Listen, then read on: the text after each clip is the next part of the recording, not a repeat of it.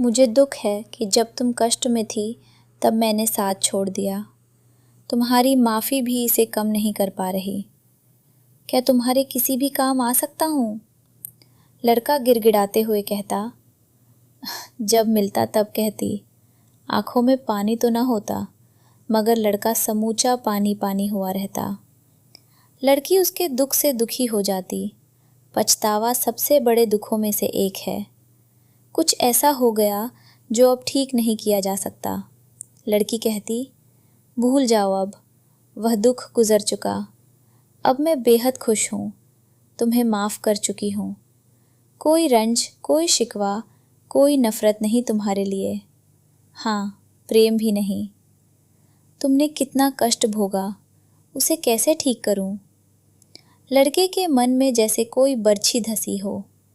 लड़की उस लड़के के दुख से इतनी दुखी हो जाती कि सोचती, काश मुझे वही दुख दोबारा मिल जाए और ये लड़का मेरा साथ देकर मुक्त हो जाए। लेकिन दुख मांगने से नहीं आता।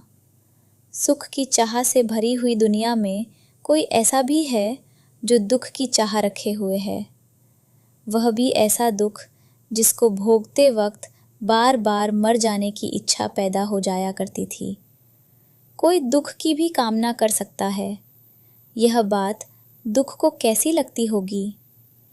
लड़की कहती है कि अब उसे उस लड़के से प्रेम नहीं है जिससे बिछड़ने के बाद 3 साल गहरे अवसाद में थी और साथ छोड़ देने के लिए लड़का शर्मिंदा था। लड़का अपराध बोध से मुक्ति चाहता है। उसे लड़की के पास प्रेम नहीं पछतावा लेकर गया। कैसा गहरा होता होगा वह अपराध बोध, जिसे मुक्त हृदय से दी गई क्षमा भी कम पड़ती हो। लड़की भी प्रेम में है। प्रेम से अधिक लड़के की लज्जा से दुखित है।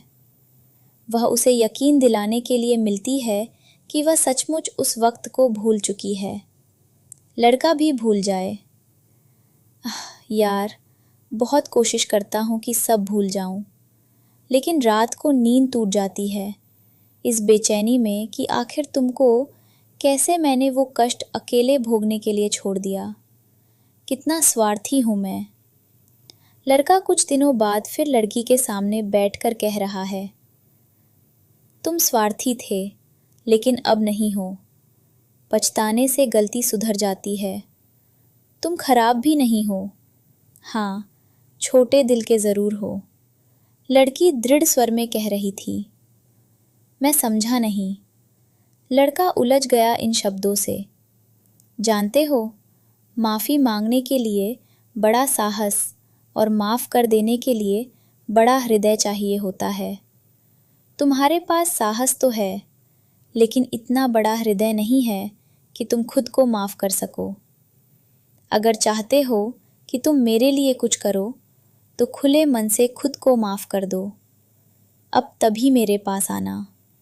अगर इसे सज़ा मानो तो यही है सज़ा। प्रायश्चित मानो तो यही है तुम्हारा प्रायश्चित। और अगर मेरे लिए कुछ करना मानो तो यही है जो तुम मेरे लिए कर सकते हो। जाओ, हो जाओ मुक्त। लड़की को वचन देकर वह चला गया। ठीक 1.5 साल बाद लड़की के जन्मदिन पर आया, हाथों में रजनीगंधा के फूल लिए। लड़की उसे देख बेहद खुश है। जन्मदिन मुबारक हो डियर। फूल हाथों में थमाते लड़के के चेहरे पर मुस्कान है और आंखों में चमक। कितना मुश्किल काम था। जिस दिन गया लगा था कि 2 ही दिन में तुम्हारे पास लौटूंगा, पर 18 महीने लग गए। पहले दूसरों को माफ़ किया, जिन्होंने माफ़ी मांगी, और जिन्होंने नहीं मांगी उनको भी। सारी करवाहट पिघल गई। फिर अपने आप से कहा कि मैं खुद को माफ़ करता हूँ, उन सभी भूलों के लिए जो मुझसे हुई हैं। पहले तो मैंने खुद को माफ़ करने से इनकार किया।